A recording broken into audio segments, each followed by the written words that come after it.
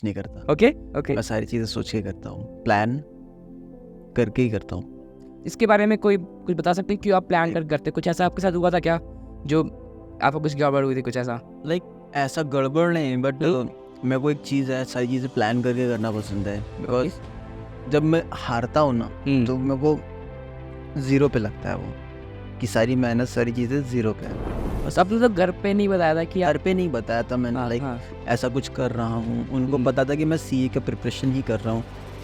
मेरे घर वालों का था कि नाम के आगे सीए लग जाए, बट नाम के आगे सी तो लगा बट सिनेमेटोग्राफर लगा, ओके, फिल्म मेकर लगा। भी आप आउट ऑफ द बॉक्स जाके कुछ प्रिपेयर करते हो ना, कुछ चूज़ करते हो ना, तो आपकी जर्नी हेल होती है। लाइक आपको कोई सपोर्ट नहीं करेगा, आपको सही गाइडेंस नहीं मिलेगा, आपको जो करना पड़ेगा खुद के दम पे करना पड़ेगा, खुद की चीज़ें करनी पड़ेगी, दैट्स इट। इंडियन वो जो होता है ना सिनेरियो, अगर आप फोटोग्राफर या वीडियोग्राफर या सिनेमाटोग्राफर, तो आप वेडिंग से स्टार्ट करो। ओके, वेडिंग बुरी नहीं, मैं बुरी नहीं कह रहा हूँ, बट जो सर्कमस्टांसेस होते हैं वो बुरे थे। जस्ट मैंने स्टार्ट किया, 3 महीने किए, 4 महीने किए, पैसे फंस गए, ओके, सारी चीज़ें रुक गई। फिर पता चला ये तो फ्रॉड है, जो मैंने छोड़ा फिर वो मैंने वापस पाया, शूटिंग स्टार्ट की। लोगों को लगता है यार मैं मुंबई जाऊँगा, ये कर लूँगा, वो कर लूँगा, वड़ा पाव खाओ, सब फुद्दू चीज़ें हैं भाई। आप कितने दिन वड़ा पाव खा के रह सकते हो? 1 दिन, 2 दिन, 10 दिन? वो प्लेट जो हमने शूट की थी कुंभ की, तुमने OMG 2 देखी है? इसमें यूज़ हुई है। ओके, बट जब साउथ इंडिया गया और मेरे को बिरयानी के साथ सांभर खाना पड़ा मेरा ना भरोसा उठ गया। मेरे लिए सबसे वर्स्ट था कि बिरयानी के साथ भाई कुछ नहीं देते, सांभर क्यों डालती है। कोई ऐसा हॉरर स्टोरी आपके साथ हुई है? हॉरर स्टोरी हुई है म्यूजिक वीडियो में। ओके, बताइए। हमारा पूरा किट बैग चोरी हो गया था। ओके, E to Z एक एक चीज़ चोरी हुई थी, कैमरा, लेंस, मतलब जीरो, हम जीरो पे आ गए थे। मेरा तो टफ सीरीज़ का, सोनी का टफ सीरीज़ का कार्ड था। एक कार्ड की कीमत 30,000 रुपये थी, plus battery, plus camera, plus lens, और भी बहुत सारे सिस्टम, फिल्टर्स वगैरह, चीज़ें वगैरह। तो जब डाउनफॉल हुआ था आपका, तो कभी आपको ऐसा लगा था कि आप छोड़ देना चाहिए, मर जाओ, कुछ और कर देना चाहिए? Cheers bro. Cheers.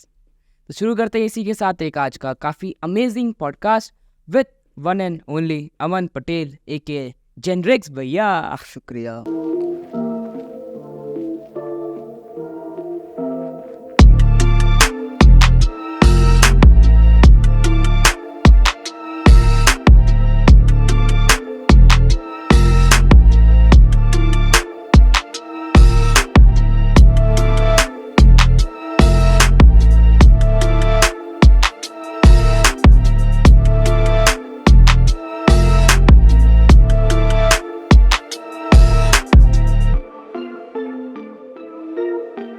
Hey guys, welcome back to my channel. आज की वीडियो में आप लोगों का बहुत ज़्यादा वेलकम होगा और आज की जो वीडियो है काफ़ी ज़्यादा बढ़िया होने वाली है और काफ़ी ज़्यादा फिल्मिंग होने वाली है, क्योंकि आज हमारे साथ एक ऐसे गेस्ट हैं जिनका ऐसा तो ऐसा सच नहीं है कि कोई लोग जानता नहीं है, लेकिन बट उनको लोग बाई फेस बहुत कम जानते हैं, बहुत रेयर बाई फेस बहुत कम जानते हैं। लेकिन भैया ने काफ़ी अच्छा अपना काम किया है और मैंने सामने से भैया को देखा है काम करते, बहुत अच्छा काम है इनका।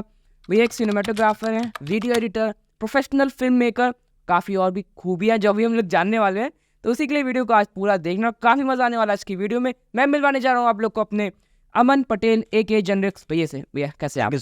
Thank you for inviting us. Most welcome भैया।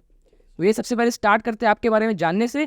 तो सबसे पहले ये बताइए कि आपका ये जो नाम जेनरिक्स है, ये आपने कुछ सोच के रखा था कि बस ऐसे ही मज़े में रख दिया? नहीं, मज़े में मैं कुछ नहीं करता। ओके ओके, मैं सारी चीज़ें सोच के करता हूँ, प्लान करके ही करता हूँ। इसके बारे में कोई कुछ बता सकते हैं क्यों आप प्लान करते? कुछ ऐसा आपके साथ हुआ था क्या जो आपको कुछ गड़बड़ हुई थी, कुछ ऐसा? लाइक ऐसा गड़बड़ नहीं, बट मेरे को एक चीज़ है, सारी चीज़ें प्लान करके करना पसंद है। बिकॉज जब मैं हारता हूँ ना तो मेरे को ज़ीरो पे लगता है वो, कि सारी मेहनत सारी चीज़ें ज़ीरो पे है। Okay.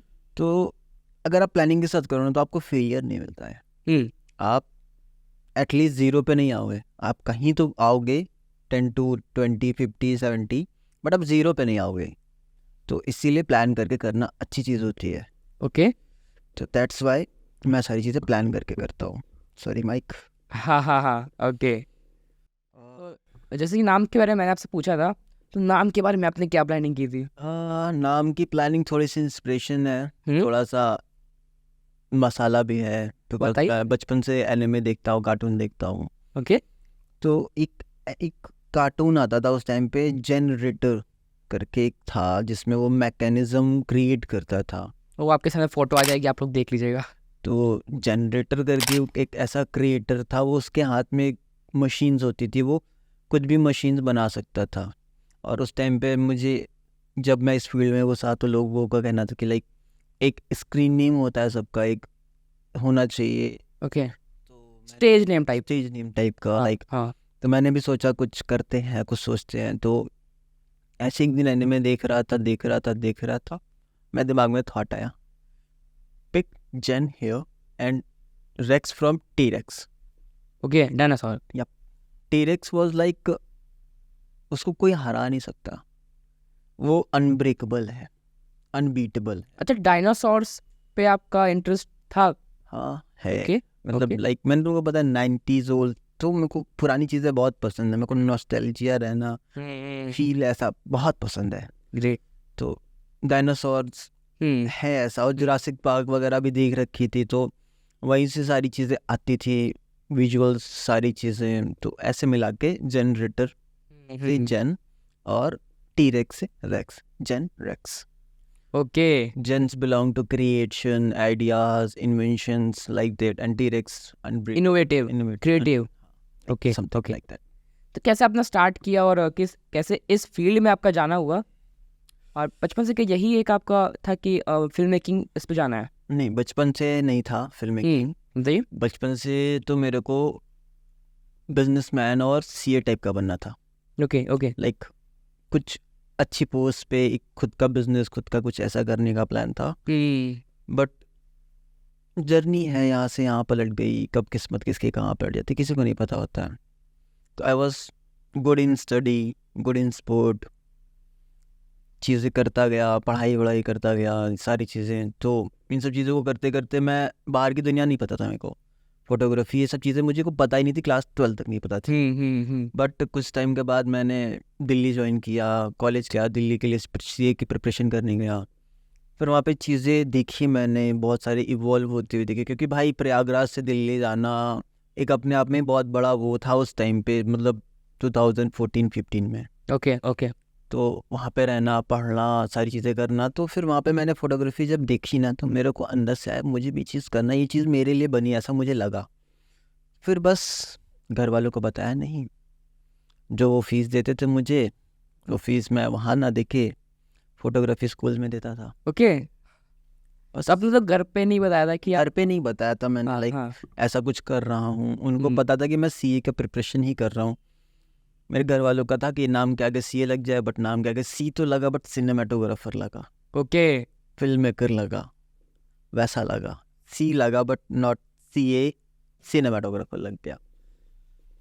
तो ये सीए प्रिपरेशन एंड वहाँ से आपका ये सिनेमाटोग्राफर बनते में क्या एक पूरी जर्नी थी? यार जर्नी बहुत टफ होती है, हर इंसान की टफ होती है। लाइक कभी भी आप आउट ऑफ द बॉक्स जाके कुछ प्रिपेयर करते हो ना, कुछ चूज़ करते हो ना, तो आपकी जर्नी हेल होती है। लाइक आपको कोई सपोर्ट नहीं करेगा, आपको सही गाइडेंस नहीं मिलेगा, आपको जो करना पड़ेगा खुद के दम पे करना पड़ेगा, खुद की चीज़ें करनी पड़ेगी, दैट्स इट।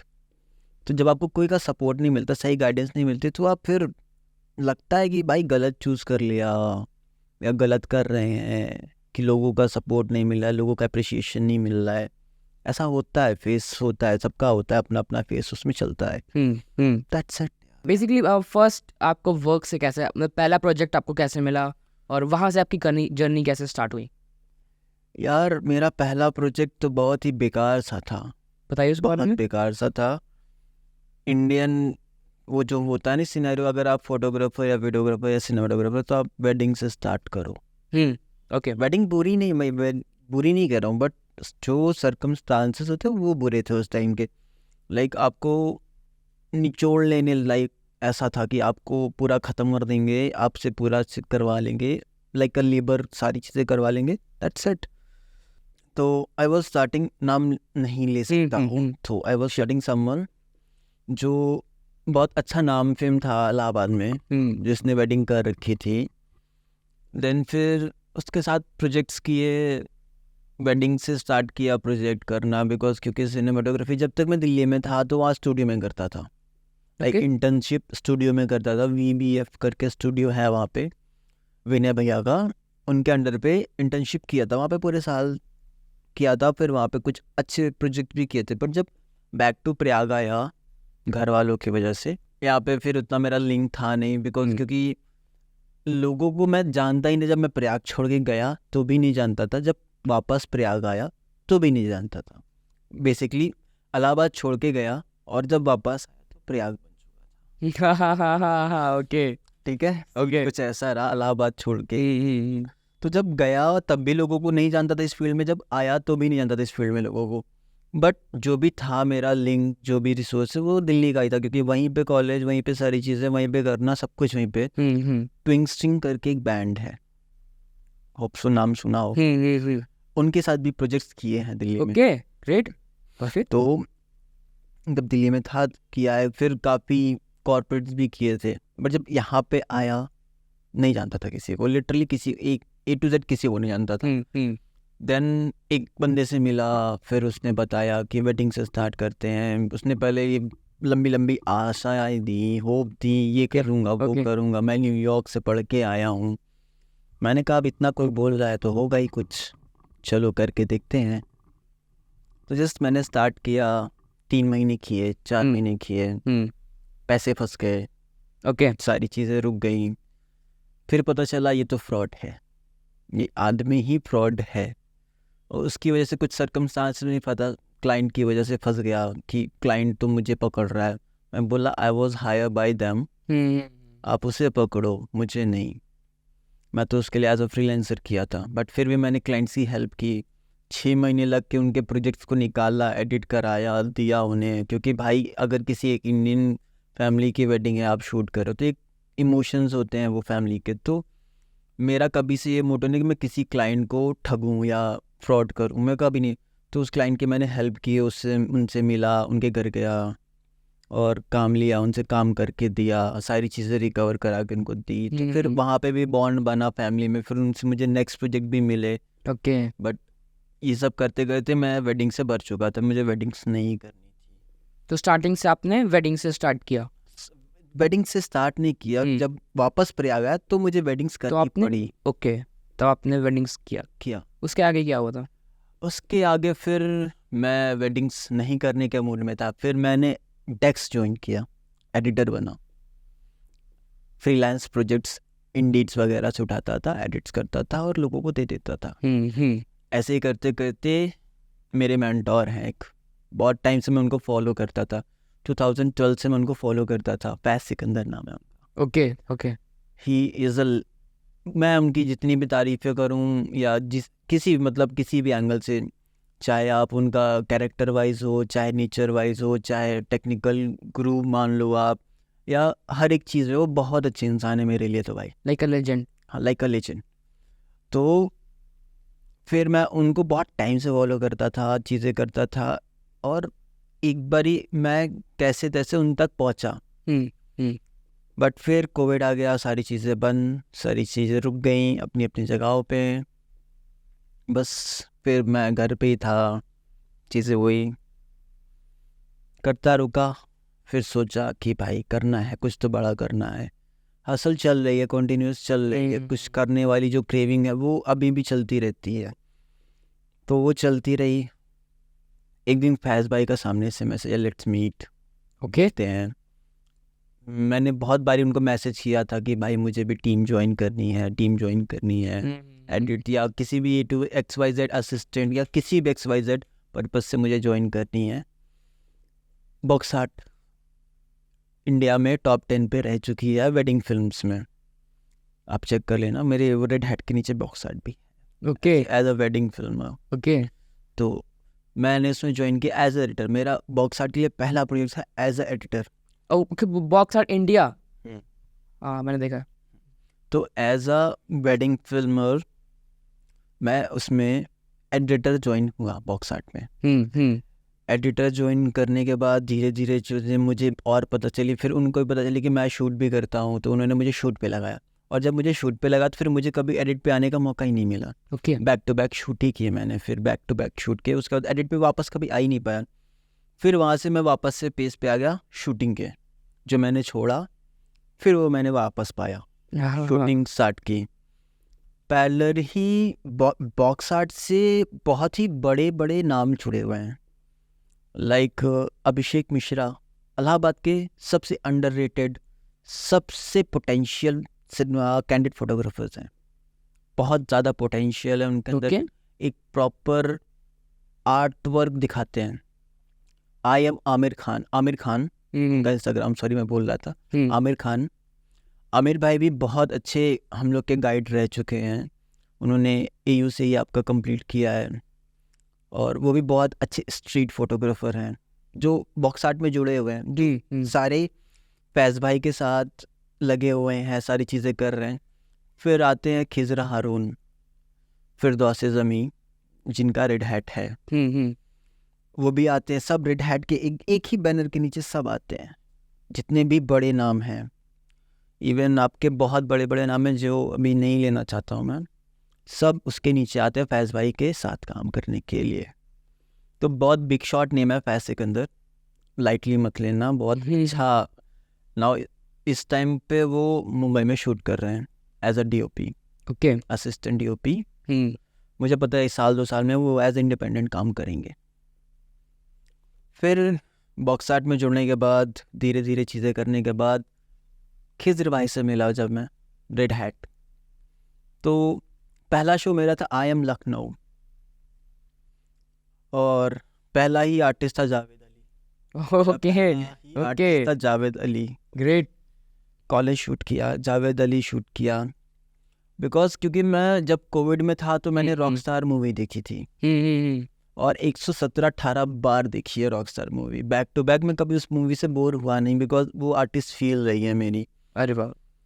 तो जब वो गाना स्टार्ट हुआ है कुन फाया, तो उस बंदे ने अपने सर पे लगाया और शूज़ उतारे, और जब वो गाना स्टार्ट किया है भाई, गूज बम। और क्योंकि हम वो सुन रहे हैं, मतलब प्लेबैक में सुन रहे हैं, हेडफोन्स में सुन रहे हैं, ईयरफोन्स में सुन रहे हैं, स्पीकर्स पे सुन रहे हैं, बट हम वो लाइव पहली बार सुन रहे हैं। तो जब हमने वो सुना ना भाई, हमने अपना कैमरा साइड रख के वो गाना, सिर्फ एक गाने का सेट एंजॉय किया है, पहला शो।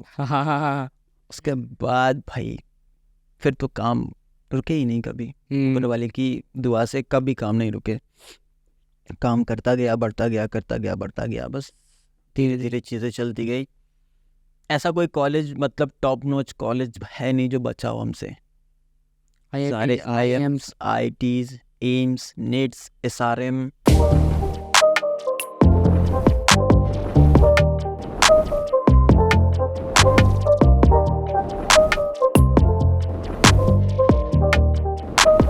बिट्स, ऐसा कोई कॉलेज होप सो इक्का दुक्का बचा होगा।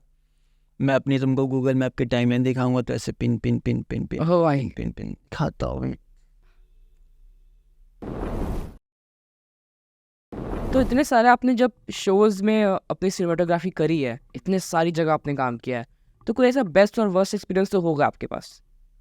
बेस्ट एक्सपीरियंस मेरे लिए ये 2 हैं। ओके।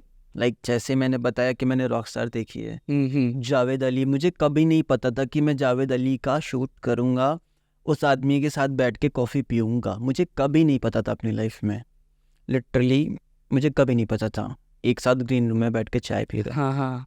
फिर नेक्स्ट टाइम मैं उसको शूट कर रहा हूँ। एक तो पहला एक्सपीरियंस वो।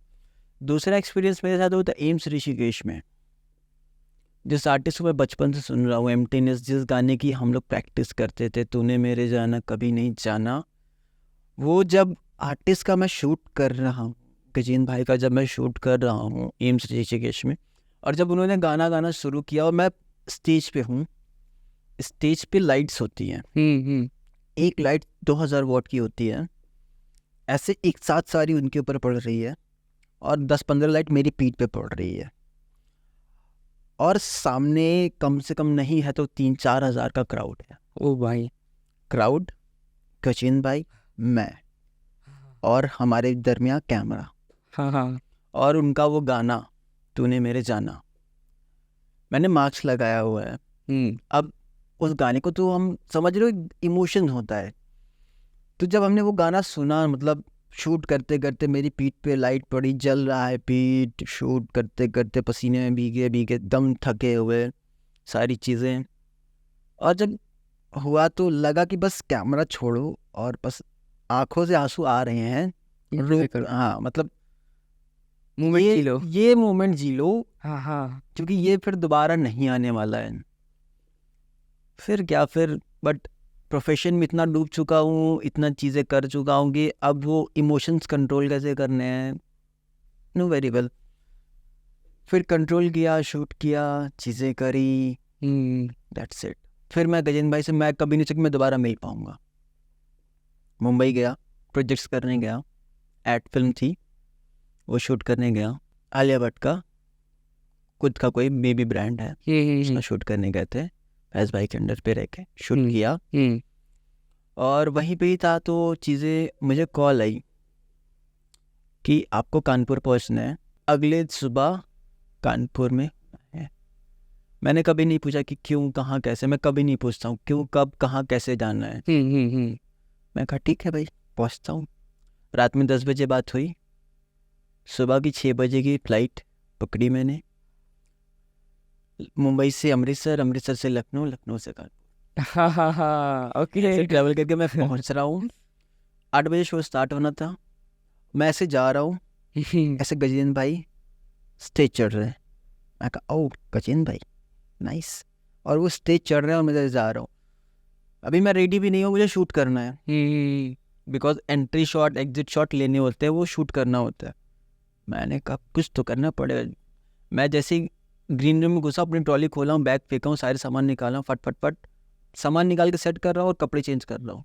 अच्छा, इस हिसाब से मैं काम कर रहा हूँ, सामान भी सेट कर रहा हूँ, टी शर्ट निकाल रहा हूँ, पहन रहा हूँ, कुछ करते कर लाइक वो कैमरे को गिम्बल्स पे सेट कर रहा है। ओके, लाइक गिम्बल पे अरेंज करना था, क्योंकि डिसेंबल करके रखा फ्लाइट्स में रहता है। से, तो डिसेंबल करके रखना होता है। तो चीज़ें कर रहा, करते करते पहुंचा, जैसे ही वो एसएफएक्स फटने वाले होते हैं ना, बूमिंग, तभी मैं पहुंच गया। सट्स विद इन 2 मिनट्स मेरे को लगे हैं वहाँ से वहाँ पहुँचने में। बस तो भाई मुझे तो लगा आज तो मैं गया, छूट गया, बट फाइनली हो गया। फिर शो हुआ, ख़त्म हुआ, फिर मैं दोबारा गजेंद्र भाई से मिला, और उस समय मैं बिट्टू भैया से भी मिल चुका था, जो उनके साथ सारी चीज़ें मैनेज करते हैं। अच्छा, as a manager? As a manager उनके कई, मतलब कई लोग मैनेज करते हैं, अर्नव भाई, तन्मय भैया, काफ़ी लोग मैनेज करते हैं। अकॉम्प्लिश जो उनका प्रोडक्शन है उसमें तन्मय भाई, प्रशांत भाई, अर्नव भाई, ये लोग भी आते हैं, सारी चीज़ें मैनेज कर। बिट्टू भाई उनके साथ रहते हैं, ओके, सौरभ नाम है उनका, उनको बिट्टू कहते हैं। तो उनके साथ रहते, तो बिट्टू वैसे मेरा डाटा कॉपी करा रहा था, तो ये चीज़ें करता, फिर हम लोग सब बैठ के डिनर ही करते, तब तक गजेंद्र भाई आ जाते। लाइक वो फैन मूवमेंट था कि गजेंद्र भाई, मैं और उनके आर्टिस्ट जितने ड्रमर्स, वो तन्मय भैया, सब बैठ के एक साथ डिनर कर रहे हैं। अब भाई मेरे सामने मेरा चाइल्डिश, मतलब जो बचपन से जिसको सोचा है, समझा है, चाइल्डिश, मतलब उसके सामने मैं खा ही नहीं पा रहा हूँ भाई। मैं सोच रहा हूँ, बस देख रहा हूँ, उस आदमी को देख रहा हूँ कि मैंने कभी नहीं सोचा था कि मैं यहाँ तक आऊँगा, इस जर्नी में यहाँ तक आ जाऊँगा। ये करते करते फिर करता गया, बढ़ता गया भाई। और कौन कौन से सेलिब्रिटीज के साथ आपने काम किया है? सलीम सुलेमान 4 बार शूट कर रखा है, अरमान मलिक 2 बार शूट कर रखा है, अरे वाह। गजेंद्र भाई 3 से 4 बार हो गए हैं, दर्शन रावल 3 से 4 बार शूट कर रखा है, एंड सम इंटरनेशनल डीजे केवू, ओलियसी, जूलिया, तेरी मिको, कश्मीर, इन सबको शूट कर रखा है। अंडर रेड हैट, सारी चीज़ें कर रखी है। फिर यार और तो आर्टिस्ट के नाम ही नहीं याद आ रहे, पेज खोलना पड़ेगा देखने के लिए। जब पेज खोलने से बात आई कि आपका जो इंस्टाग्राम पेज है वो यहाँ पे डिस्क्रिप्शन में आप लोग को दिख रहा होगा, जो फर्स्ट लिंक है वो डिस्क्रिप्शन में इंस्टाग्राम की भैया का लिखा होगा, तो आप लोग जाके वहाँ पे इंस्टाग्राम में देख सकते हैं भैया के काफ़ी सारे आर्टिस्ट के साथ भैया ने काम किया है, कोलैब्स वगैरह में आप लोग देख सकते हैं, और काफ़ी अच्छा इनका काम रहता है। तभी तो भाई वो प्रयागराज के नंबर 1 सिनेमेटोग्राफर है, ऐसे थोड़ी ना। नहीं, नंबर 1 नहीं, एज अ गुड 1, बिकॉज कुछ लोग प्रयाग में बहुत अच्छा कर रहे हैं। ओके, सीन वही मैंने बताया कि कुछ लोगों को पता नहीं है, कुछ लोगों को पता है, उनको पता नहीं है। मतलब ये नहीं पता कि कहाँ जाना है, और जिनको पता है कहाँ जाना है उनके पास कुछ नहीं है, ऐसा है। जिनके पास रिसोर्स, उनके पास डायरेक्शन नहीं है, जिनके पास डायरेक्शन उनके पास रिसोर्स नहीं है। ओके और कुछ के पास दोनों है और फिर भी कुछ नहीं, क्यों? क्योंकि उनके पास नॉलेज नहीं है। नाम नहीं लूंगा बट है बहुत नाम मेरे ओके ऑलमोस्ट। इलाहाबाद का सीन में बताऊँ ना, फोटोग्राफी का क्यों बेकार है, क्योंकि यहाँ पे ना लोग ऐसे ऐसे कोलैबोरेशन करते हैं। I am influencer, you are photographer, okay, तुम आए मेरे पास कोलैबोरेशन के लिए, sorry you are influencer, I am a photographer, मैं गया तुम्हारे पास कोलैबोरेशन के लिए, मैं तुम्हारा शूट कर ही रहा हूँ, दिवाली का कोलैबोरेशन, दिवाली पोस्ट का कोलैबोरेशन, क्यों? मुझे नहीं पता, बस मेरे पेज पे तुम्हारी फोटो चमकती हुई लग जाए, बस ठीक है, तुम कर रहे हो, ठीक है, तुमसे कर लिया कोलैबोरेशन, गुड। अब तुम्हारे पापा की भी फोटो खींचनी पड़ रही है, तुम्हारे भाई की भी फोटो खींचनी पड़ रही है, दैट नॉट कोलैबोरेशन यार। ये तो हुआ कि तुम रिसोर्स निकाल रहे हो अपना बस हमसे। ऐसे लोग हैं बहुत सारे यहाँ पे, करने वाले लोग करते हैं। तो इसकी वजह से रिस्पेक्ट जो फोटोग्राफर्स को मिलनी है प्रयाग में, वो नहीं मिल रही। ऐसे बहुत सारे लोग हैं जो कोलैबोरेशन का वर्ड नहीं पता है उन्हें, व्हाट एक्स मतलब कोलैबोरेशन मतलब क्या है, एक्चुअली मीन क्या है। राइट। तो लोग कोलैबोरेशन के नाम पे क्या करते हैं, वो दीदी रेडी होके आ गई, भैया फोटो खींच दिए, दोनों ने मिल के पोस्ट कर दिया, हाँ आर्ट वर्क नहीं है, फ्रेम्स नहीं है, एंगल्स नहीं है, नथिंग, कुछ नहीं है, बस गए बटन दबाया, ख़त्म कहानी। उन्हें ये नहीं पता कि क्या फ्रेम रखना है, एटलीस्ट कैसी कॉम्पोजिशन बनानी है, नहीं पता उन्हें, बस कर रहे हैं जैसे तैसे। ऐसे हैं बहुत सारे लोग हैं, और भी लोग हैं, मैं नाम नहीं बोलना चाहता हूँ। श्योर। अच्छा, जैसे अभी आपने बताया कि काफ़ी रिस्पेक्ट नहीं मिलती फोटोग्राफर्स को, तो और कौन कौन सी चीज़ें जो फोटोग्राफर्स को फेस करना पड़ता है, बेसिकली क्या क्या चैलेंजेस और भी होते हैं जो कि फोटोग्राफर्स और सिनेमेटोग्राफर्स को फेस करना होता है इन प्रयाग और world wide, pan India? Firstly आप प्रयागराज बता दीजिए, फिर पैन इंडिया। लाइक देखो, प्रयागराज का सीन ये है ना, फोटोग्राफर्स ने ना 2,000-3,000 रुपए के लिए ना अपने आप को इतना गिरा लेते हैं ना काम करने के लिए, कि सामने वाला फिर उनकी रिस्पेक्ट नहीं करता, सॉरी ओके, उनकी रिस्पेक्ट नहीं करता। भाई सामने वाले अगर किसी XYZ कंपनी ने कोटेशन दिया है 2 लाख रुपए का, तो प्रयागराज में ऐसे लोग बैठे, भैया हम सारा कर देंगे, आपका सारी चीज़ें कर देंगे, हमें 40,000-50,000 ही दे दो। ओके, तो अब आप ये समझो ना, आपने मार्जिन ही 1/3 काट दिया। जब आपने मार्जिन काटा तो आपने अपनी भी वैल्यू काट दी। जब आपने अपनी वैल्यू ही काट दी तो कोई क्यों आपके रिस्पेक्ट करेगा? प्रोफेशनल आप लगोगे ही नहीं, आप होगे नहीं, आपको दिखना भी पड़ता है। प्रोफेशनल बोलने से सिर्फ नहीं होता, आपको प्रोफेशनल दिखना होता है। आपके काम में, आपके बिहेवियर में, आपके कम्युनिकेशन में, सब चीज़ों में प्रोफेशनलिज्म होना चाहिए, तब जाके आप प्रोफेशनल बनते हो। ऐसे नहीं कि बस अब शादी है तो कुछ भी पहन के चले गए, कैमरा है ही हमारे पास, हम कैमरा मैन है, नहीं। आप प्रोफेशनल हो तो प्रॉपर अटेंड कर रहे हो, आप किसी की सेरेमनी अटेंड कर रहे हो तो आप एटलीस्ट वेल ड्रेस तो करके जाओ। कम्युनिकेशन से और इस आगे से बात के, बट आप वेल ड्रेस तो होके जाओ, पहली चीज़, तब तो आपको लोग इज्जत देंगे। आप अपनी इज्जत खुद ही नहीं करोगे तो दूसरे क्या ही करेंगे? नहीं करेंगे भाई, कोई नहीं करेगा। और प्रयाग जैसे शहर में तो मैं तो कोई नहीं करेगा आपकी इज्जत। तो भाई ये आपको बताई जा रही है रियलिटी ऑफ वेडिंग फोटोग्राफी। सच है भाई, बहुत काला सच है, बट सच है। लोग यहाँ पे अपनी इज्जत खुद नहीं करवाना चाहते, उन्हें बस 2,000-3,000 रुपये पर डे का चाहिए, बात खत्म। वो कभी उससे आगे भी नहीं निकल पाएंगे, कभी बढ़ भी नहीं पाएंगे। लाइक वो खुद की वैल्यू नहीं कर रहे हैं अपने, दैट सिंपल। वो अपनी खुद की वैल्यू नहीं कर रहे हैं, उनको कभी आगे बढ़ना ही नहीं। उनको लगता है 2,000 रुपये डेली आ रहा है, 2,000 हो गया मेरा डेली का, मेरा हो गया 60,000 रुपये महीने का, एक बस उनको आगे बढ़ना ही नहीं है, और उनको ना किसी को आगे बढ़ने देना है। अच्छा, ये जो आपने रेड हैट प्रोडक्शन के बारे में बताया है, तो इंस्टा पे आपने उसको बिल्डिंग करके उस पे उसको वहाँ पर टैग किया है, हाँ। तो उसका क्या मतलब हम लोग निकाल सकते हैं? रेड हैट में समझ लो मेरा एज अ छोटे भाई जैसा इन्वॉल्वमेंट है। ओके, खेज भाई बड़े भाई हैं, मैं वो हमेशा मुझे छोटा भाई मानते हैं, तो like you are helping out. मैं प्रॉपर ही छोटा भाई मानते हैं मुझे, और मैं एज अ छोटे भाई जैसे ही रेड हैट को भी समझता हूँ कि हाँ अपना है। बिल्डिंग इन द सेंस, मुझे रेड हैट को इंटरनेशनल पहुंचाना है। वेबसाइट है रेड हैट की। इस साल हम चाहते हैं कि हम सनबर्न करें, आने वाले 2-3 सालों में हम टुमारोलैंड करें। ओके। तो अगर ये 2 फेस्ट अब भाई हम कर सकते हैं, लेकिन बट अब वही है ना, प्रॉपर टीम मैनेजमेंट। लोग आते हैं, सीखते हैं और निकल जाते हैं कि हम खुद का ओन स्टार्ट करेंगे। खुद का ओन स्टार्ट करने से पहले आप ये समझो ना कि आपको कितनी चीज़ें करनी पड़ेगी। आपको कम्युनिकेशन, आपको चेन, आपको नेटवर्क वैल्यू, आपको सारी चीज़ें करनी पड़ेगी। लोगों को लगता है अरे हम इनसे सीख लेंगे फिर निकल जाएंगे, खुद का स्टार्ट करेंगे। नहीं कर पाओगे भाई। रेड हैट 7 साल से काम कर रहा है, 7 साल हो रहे हैं रेड हैट को काम करते करते। बहुत चीज़ें हैं, तो आप सोचोगे तो नहीं कर पाओगे। आपको इन्वॉल्व होके करना। टीम यूनिटी नहीं है पहली चीज़। यहाँ पे फोटोग्राफी फील्ड में यूनिटी बिल्कुल नहीं है। सेम मेरे दोस्त दिल्ली में हैं अभी, इस साल उन्होंने सनबर्न किया है। ओके। प्रॉपर सनबर्न किया है, और उनके बाद सनबर्न करने के बाद उनको सनबर्न की तरफ से वेकेशन ट्रिप मिली है लद्दाख स्पीति की। आप थोड़ा सा एक्सप्लेन करते हैं what is sunburn and on? Sunburn India Asia का सबसे बड़ा म्यूजिकल फेस्ट होता है। ओके, म्यूजिकल फेस्ट जिसमें इंटरनेशनल आर्टिस्ट आते हैं।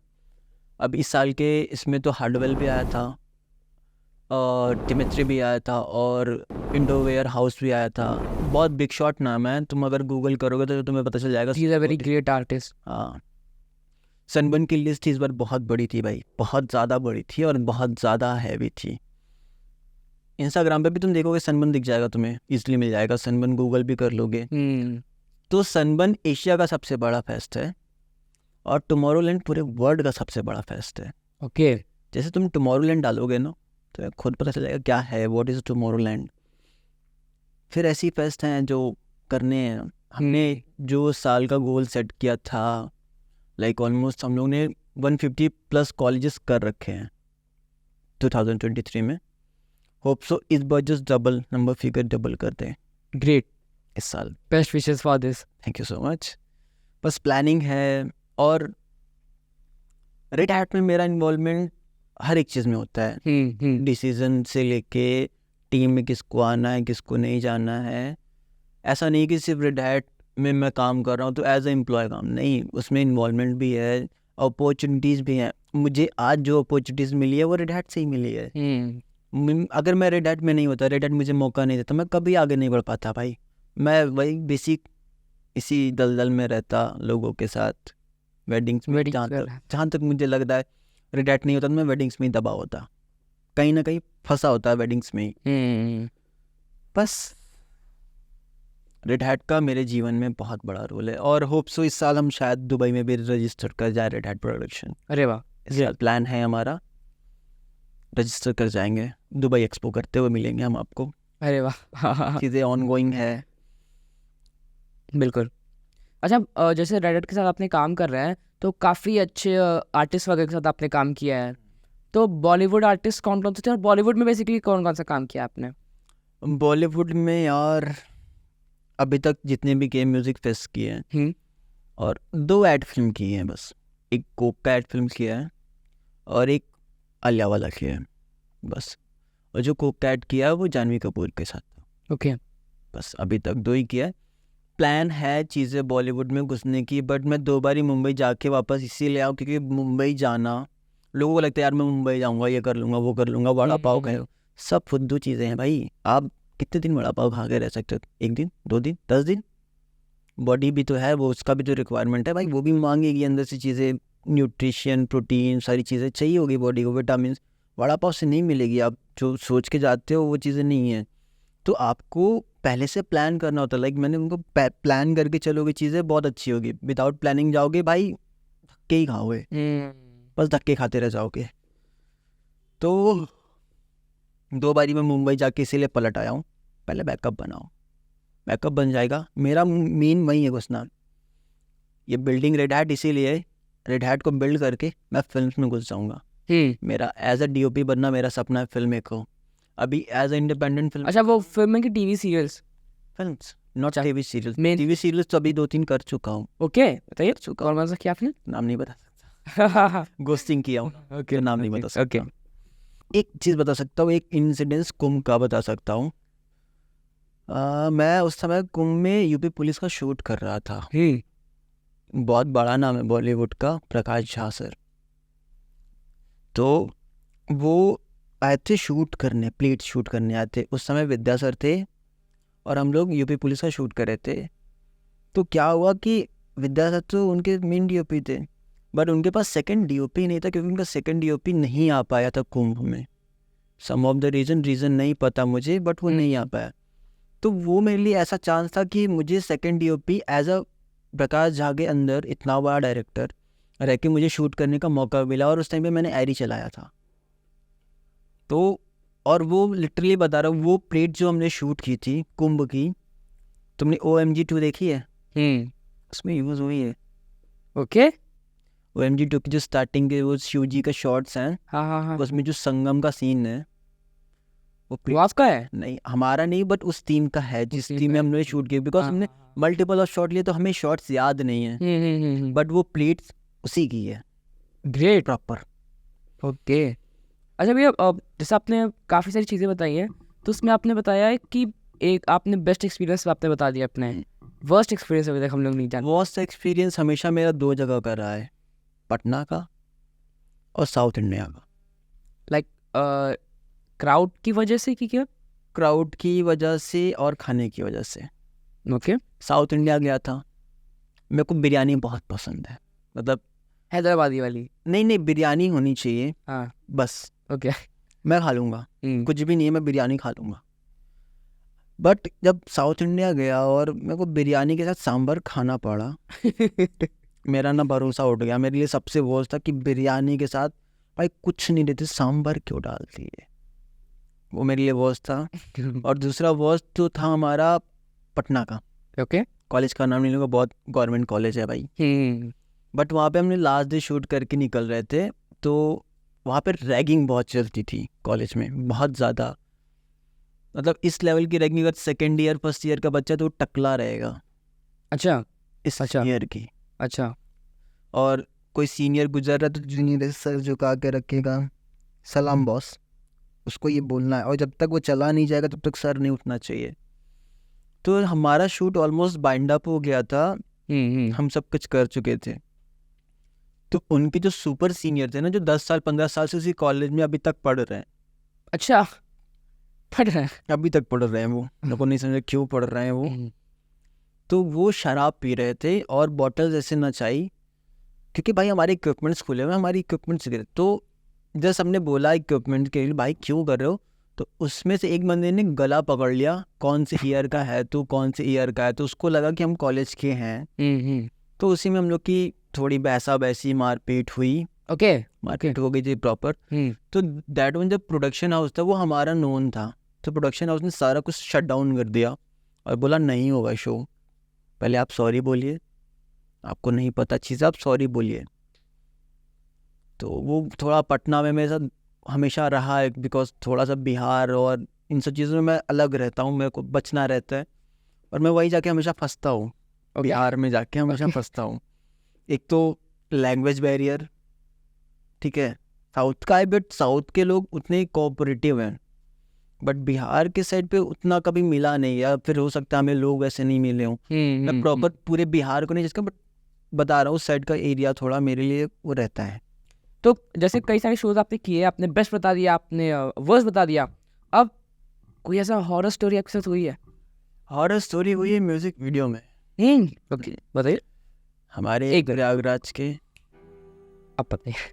हमारे प्रयागराज के जाने माने रैपर प्रखर लियो, प्रखर तुम सुन रहे हो ये बात, बताने चाह रहा हूँ आज क्या ऑन कैमरा। तो हम शूट कर रहे थे गाने का, और सुबह सुबह का टाइम था, हम लोग शूट कर रहे थे, प्रॉपर शूट कर रहे थे। जैसे हम ग्रेवयार्ड में पहुंचे, अलग ग्रेवयार्ड का शूट था। ओके ओके, गाने का नाम आखिरी में बताऊंगा। हम प्रॉपर ग्रेवयार्ड में पहुंचे शूट करने, बारिश शुरू हो गई। फिर हमने बोला हो सकता है मौसम की वजह से बारिश शुरू हो गई। तो हम एक पर्टिकुलर जगह पे रुक गए, टी शर्ट उतारी, कवर किया, कैमरे को रैप करके छोड़ दिया और बारिश रुक गई। फिर टी शर्ट हटाया, कैमरा उठाया, फिर से बारिश शुरू हो गई। फिर रख दिया। 2-3 बार तो हमने सोचा कि मौसम की वजह से है, हमने कहा ठीक है। फिर हम लोग स्मोक करते हैं तो लाइटर उठाया सिगरेट जलाने के लिए। मैंने जलाया, प्रखर को पास किया, लाइटर जला, जल ही नहीं रहा है। ये भी हो गया, हमने सोचा ये भी हो सकता है भीग गया हो। उसके ईयरफोन में गाने बज रहे थे, वो भी गाना बजना ही बंद हो गया। हमें लगा इसमें भी पानी चला गया हो। फिर हम वहाँ से शूट करके जैसे तैसे भी बारिश में शूट करके निकले वहाँ से। और जैसे ही दूसरी लोकेशन पे पहुँचे, उसका ईयरफोन काम कर रहा है, मेरा लाइटर जल रहा है, बारिश भी नहीं हो रही, कुछ नहीं हो रहा है। और उस टाइम पे हमें वहाँ पे थोड़ा सा नेगेटिव वाइब आया भी था कि हम जैसे ही एक ग्रेवयार्ड की तरफ बढ़ रहे हैं ना, बारिश और एटमॉस्फेयर में वो चीज़ें वाइब हो रही है वो समझ में आता है। तो वहाँ पे हम लोग को लगा, तो हम लोगों ने कहा भाई यहाँ जल्दी जल्दी करके निकलते हैं। यही था। और भी कुछ ऐसा हुआ था सीन? और ऐसा कुछ है नहीं यार, क्योंकि मैं रात भर जगता हूँ, दिन भर जगता हूँ, मुझे कभी ऐसा कुछ महसूस नहीं हुआ। और इवन मैं तो उसके बाद रात में भी ग्रेवयार्ड्स में गया हूँ कई बारी, तो मेरे को कभी नहीं निगेटिव कभी नहीं लगा।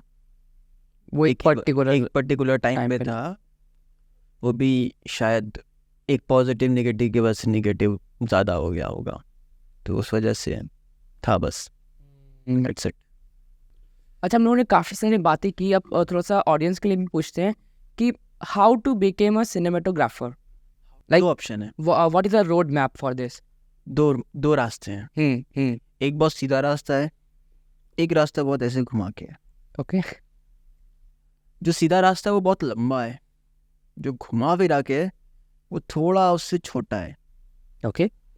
इन द सेंस, अब पहला सीधा वाला रास्ता बताता हूँ। इन द सेंस, आप कॉलेज जाओ, आपके पास बहुत पैसा है, कॉलेज को फीस दो, पढ़ो, थ्योरी लो, और वहाँ से निकल के किसी के अंडर 1-2 साल इंटर्न करो, मतलब 3-4 साल की जर्नी इंटर्न करो, फिर उसके बाद काम ढूंढो, हासिल करो।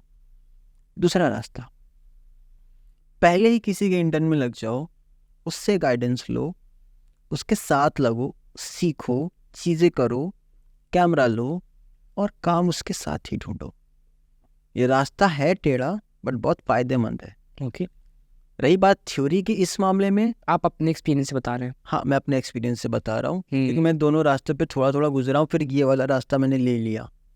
ओके। मुझे सीधा सीधा जाने में मज़ा नहीं आ रहा था, बहुत लंबा रास्ता लग रहा था। तो जब आप इस वाले रास्ते से जाते हो तो बहुत ऊपर नीचे देखना पड़ता है। मैंने अपनी 7 साल की जर्नी वर्किंग एक्सपीरियंस में 3 बार ऐसे डाउनफॉल देखे हैं। तो जब डाउनफॉल हुआ था आपका, तो कभी आपको ऐसा लगा था कि आप छोड़ देना चाहिए, मर जाओ, कुछ और कर देना चाहिए? लगा तो था, स्विच कर देना चाहिए? हाँ लगा था। बट वो कहते हैं ना कि जब आप अपने प्रोफेशन को एकदम शिद्दत से सब कुछ दे देते हो ना, तो वो पलट के देता है। मेरे प्रोफेशन ने मेरे को पलट के हमेशा दिया है। मैंने बिलीव रखा है, 1-2 पल के लिए ऐसे नहीं समझा पाऊँगा मैं, जब अपने डाउनफॉल समझाऊँगा तब मैं तुम्हें बता सकता हूँ चीज़ें। तो जब मेरा पहला डाउनफॉल था वो मेरे रिलेशनशिप की वजह से था। ओके। उसके बारे में ज़्यादा बात नहीं करूँगा, बट उस रिलेशनशिप की वजह से मैं 7 साल बंद कमरे में रहा हूँ, ठीक है।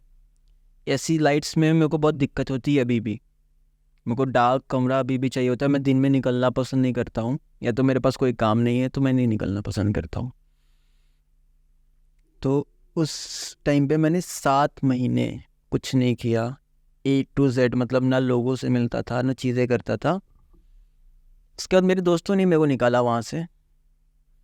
उसके बाद दूसरी बार मेरा डाउनफॉल आया कोविड के टाइम पे। तो कोविड के टाइम पे मेरे को पता था कि हाउ टू यूटिलाइज दैट। उस टाइम पे मैंने यूटिलाइज किया, उसमें भी टाइम लगा चीज़ें करने में, बट दोनों चीज़ मैंने पैरेलली बिल्ड कर ली। इधर फील्ड वर्क भी कर सकता हूँ, इधर मैं डेस्क वर्क भी कर सकता हूँ। तीसरी बार हुआ, मेरे दोस्त के साथ इंसिडेंस हो गया कैमरा चोरी का। हमारा पूरा किट बैग चोरी हो गया था। ओके। A to Z एक एक चीज़ चोरी हुई थी, कैमरा, लेंस, मतलब जीरो, हम जीरो पे आ गए थे। बट ऊपर वाले की दया से भगवान को इतना वो है कि 1 महीने बाद मेरे पास फिर से कैमरा आ गया।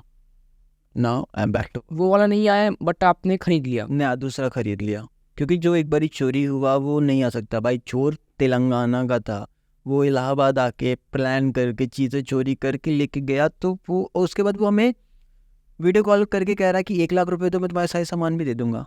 मैं कहा किस ट्रस्ट बेसिस पे? आप हमसे कैश ले लो, मिल लो, कैश ले लो, जहाँ बोलोगे हम वहाँ आ जाएंगे, कैश दे देंगे, बट हमारे इक्विपमेंट दे दो, एटलीस्ट ड्राइव दे दो जिसमें क्लाइंट्स के डाटा है।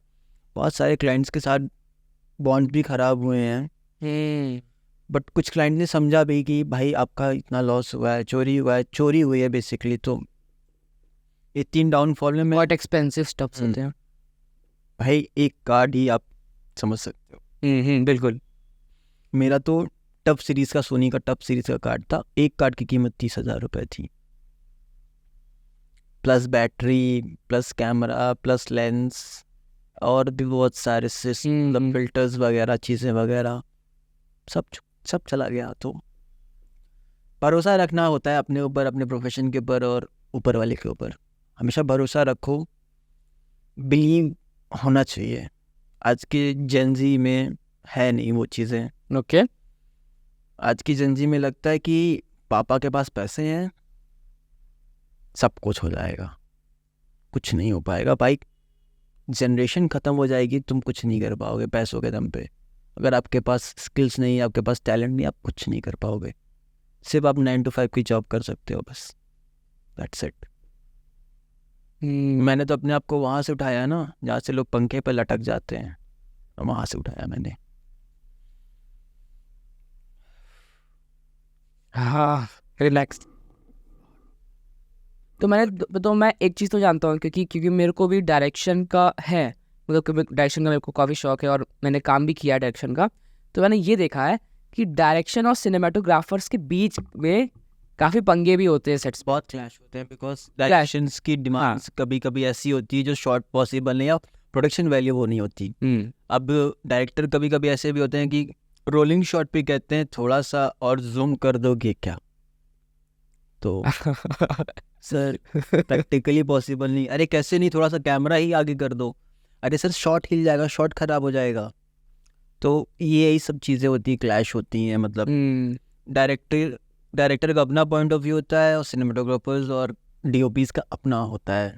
तो मेरे को सिर्फ यही चीज़ जाननी थी कि एज अ सिनेमेटोग्राफर आप क्या सोचते हैं डायरेक्टर्स को, और आपका क्या क्या लफड़ा हो चुका है, फिर कैसे आप उसको देखते हैं? लफड़ा तो नहीं बोल सकता हूँ, बेसिकली क्लैशिंग होती है, क्योंकि डायरेक्टर्स जैसे बताया डिमांड्स होती हैं, और डायरेक्टर्स का होना बहुत ज़रूरी है, बिकॉज डायरेक्टर्स के कोई भी काम आपका नहीं हो सकता। सिनेमेटोग्राफर्स या डीओपी को ये लिबर्टी होती है कि वो डायरेक्टर के सामने अपना पॉइंट ऑफ व्यू रख सकता है, या डायरेक्टर उससे डिस्कस कर सकता है। ये चीज़ें बहुत आपस में एक बॉन्ड की चीज़ें हैं। अब प्रोडक्शन कभी कभी ऐसे डायरेक्टर्स खड़े कर देता है जिनको आता ही नहीं, या ऐसे डीओपीज खड़े कर देता है जिनको कुछ पता ही नहीं है। तो वहाँ पे ना जिसको पता होता है वो सुपीरियर हो जाता है, और वो फिर चीज़ें गड़बड़ होती है। तो हमेशा एक यूनाइट टीम का काम करना और एक प्रोफेशनल चीज़ों का होना सेट पे बहुत ज़रूरी होता है। एक्सपीरियंस के साथ चीज़ें करना चाहिए।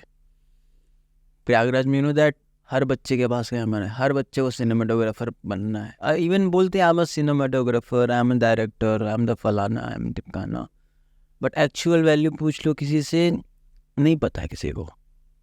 अगर आप किसी से बेसिक फोटोग्राफर से भी जो बोलते हैं ना, मैंने इतने साल से काम किया, इतना किया, उनसे बेसिक रूल्स और बेसिक कॉम्पोजिशन पूछ लोगे, उन्हें नहीं पता है, बट फिर भी वो काम कर रहे हैं। बस कैमरे से फोटो खींच रहे हैं, बस बटन दबाना है उन्हें, दैट्स इट। वो फिर वहीं रह जाते हैं, बस बटन दबाने तक ही रह जाते हैं। दैट्स उनका वहीं पे रहना ही है। उनका माइंड मोटिव भी यही है कि मुझे बस यही करके पैसे कमाने हैं। कौन आ रहा है कौन जा रहा है उनको इससे मतलब नहीं है, क्या करना है क्या बनना है उनको इस चीज़ से मतलब नहीं है। ओके। और बिना डायरेक्टर और बिना डीओपी और बिना सिनेमेटोग्राफर के कुछ काम नहीं हो सकता। हाँ सेट पे एक बात जान लो। और इनका क्लैशिंग सास बहू वाला ही होता है। एक पल के लिए लड़ेंगे, एक पल के लिए सुधर जाएंगे, काम करेंगे, बस ऐसा ही रोल होता है इनका। तो काफ़ी मज़ा आया मेरे को आज के पॉडकास्ट में। मैं चाहता हूँ कि एक और पॉडकास्ट आपके साथ बनाया जाए, उसमें थोड़ा सा सीखा जाए फोटोग्राफी और सिनेमाटोग्राफी के बारे में, थोड़ा सा डीप जाया जाए, थोड़ा सा नॉलेज आपसे ली जाए। और मैं चाहता हूँ बहुत जल्द हम लोग वो एपिसोड बनाए आपके साथ। और अब जो है मैं आप भैया को एक ऐसा ऑनर जो है, ऐसा गिफ्ट जो लोग सब अपने गेस्ट को देते हैं, तो वो आपको देना चाहता हूँ भैया, ये आपके लिए। Thank you, Sahil, for inviting me. Most welcome भैया। Hello, everyone. And first of all, thank you, Sahil, for inviting me here. And guys, अच्छा लगा मुझे इनसे मिलके और इनका सेटअप एंड जिस हिसाब से प्रयागराज में कर रहे हैं चीज़ें, होप सो बहुत आगे जाए ये लोग और बड़े बड़े लोगों के साथ पॉडकास्ट करें और हम जैसे छोटे लोगों को भी याद रखें, चीज़ें बनी रहें हमेशा। और अच्छा कर रहे हैं ये लोग, वक्त निकालिए अपने लिए, इनके लिए, चीज़ों के लिए। और सबसे बड़ी चीज़, प्रयागराज में आर्टिस्ट की वैल्यू आप करना सीखिए, जैसे लोग करते हैं बाकी शहरों में। आप कंप्लेन करते हैं कि बाहर के शहरों में आर्टिस्ट कैसे साथ, आप अपने शहर में वो चीज़ें खुद इवॉल्व करिए। लाइक ये बच्चे इवॉल्व कर रहे हैं, पॉडकास्ट का ट्रेंड लेके आ रहे हैं, आप इनसे बैठिए, अपने आइडियाज़ शेयर करिए, अपनी चीज़ें करिए, अपनी बातें करिए।